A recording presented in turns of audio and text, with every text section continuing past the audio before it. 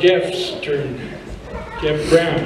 Jeff is the reason why he gets his honor. I don't let every pastor come in here and preach on our Resurrection Sunday, but we left Jeff Brown. And the reason we do that is because he teaches every Monday at the mission. So this man's been a great servant for the mission. He's helped a lot of people. He's been our translator when we needed one. When Hispanic people come there and they can't speak English, he'll help us get, when they have problems, he'll help us get to that problem so we can help what we need to do.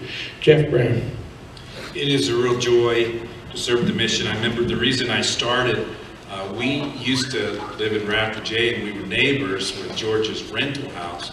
And she pulled up one Sunday morning after church, I think Sunday afternoon, said, "I heard you're a pastor." "Yeah.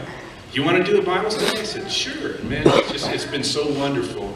My only complaint is we get such high turnover at the mission, but that means more people get to hear about Jesus, so I won't complain too hard. I have a testimony of being a religious person. I have a background, it was a Christian background. My parents were good Christian people, and they had it right. They had a relationship with Jesus Christ through faith, and that's all they had and that's all they needed.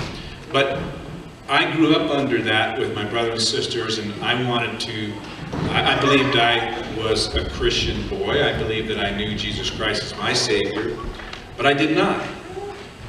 And it took some things happening in my life to make that happen. When a religious person hears the message of the gospel, sometimes it's hard for them to make it personal. I always like the mission because many people there are having a hard time and they're willing to listen. But then when I just talk with the typical person on the street, they don't have those problems, or if they do, they're hiding them, and they haven't reached a point where they're ready to change, where they need something. And so I like preaching the mission because people there are generally ready and they listen. Even if they don't agree with anything I say, they're so polite. And yet in a church, you have to be very careful what you say.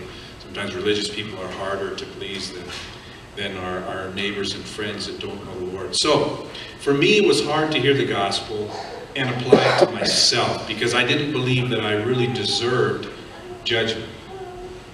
I believed I was a good boy. I believed I was a good teenager. And I was blind. When Jesus would preach to the religious people, oftentimes they couldn't see it at all. The poor people could see it.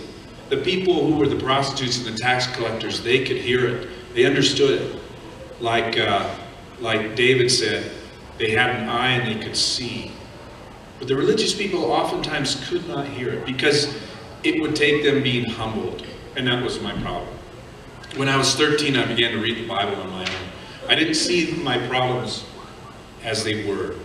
I began to read the Bible. I didn't want to, but I began to do it. And once I began, it was worse.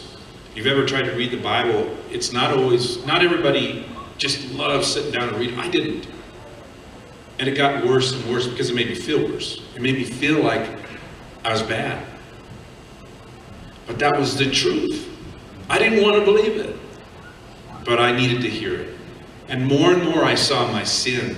And I saw that things that I wanted to change, that I would recognize as sin, I wanted to change, I couldn't change. I didn't have the power in myself. I was still a teenager, right? And so I don't want to make you think I was in a gang and had killed